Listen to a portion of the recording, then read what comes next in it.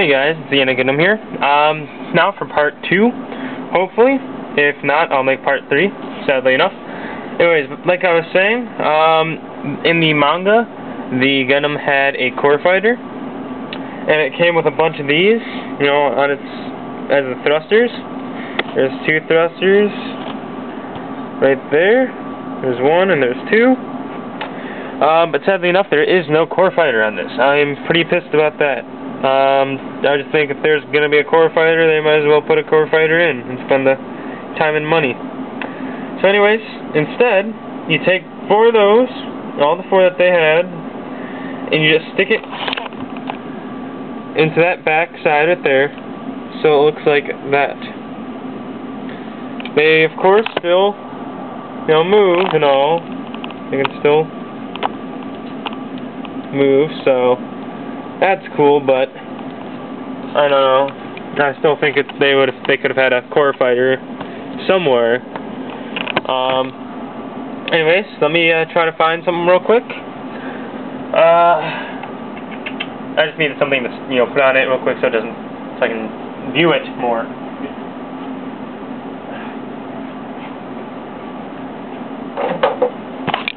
That's not gonna help. Sorry. Here, I got it.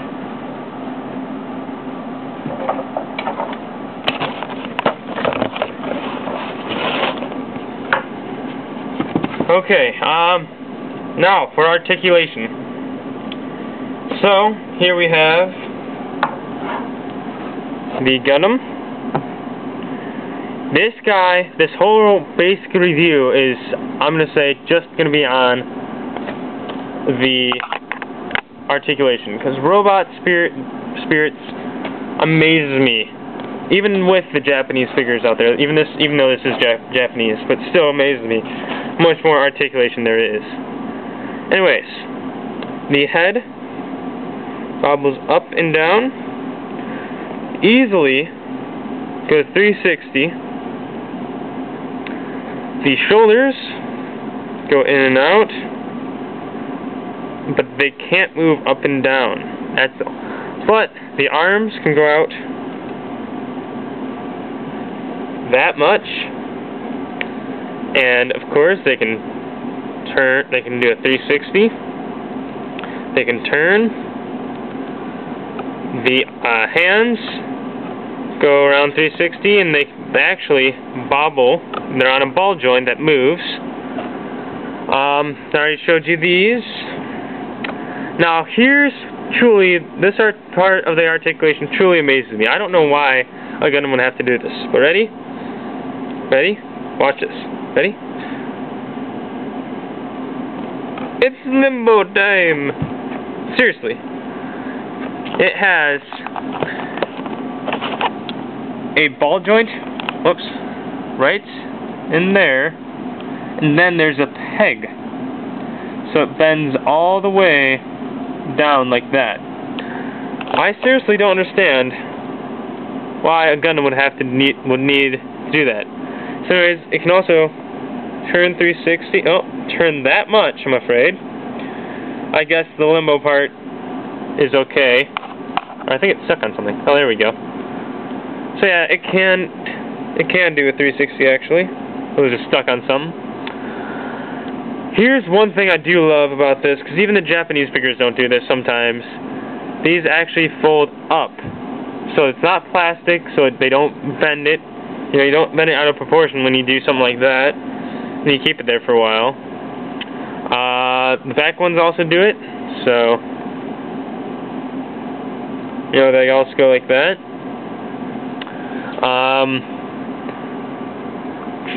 What else?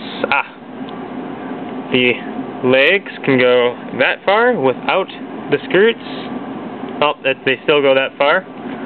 So they actually limit it to the skirts, which is kind of nice. It's a little bit more realism to it. It is double jointed, as you can see.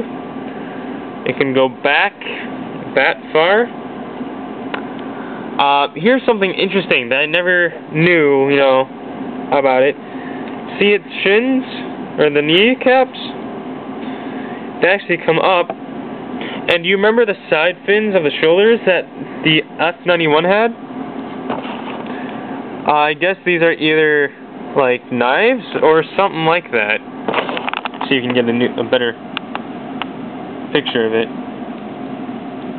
I don't know. It's really hard to think they're knives. That's what they look like to me. You know, both things do it. There is one problem I have with this guy. His feet have so much articulation, it's hard for him to stand sometimes. His feet go up that much, down that much, and can do a 360. Oops, let me move this. The things, of course, move up and down. Also, if I didn't say it in my last review of this guy, I do believe this guy makes me feel like I'm holding on to a model, because they use such good plastic. It's really nice, hard, tough plastic. So you can give this to, you know, if you have a son who likes Gundam, or a nephew and they're a little bit younger, you can give them to them and they won't break as much. You know, it's hard plastic that it's not too brittle still. Also, one thing I need to show you, in its feet, I don't know if some of you have ever seen the manga, but you can stuff a blade into its foot. So that's pretty interesting.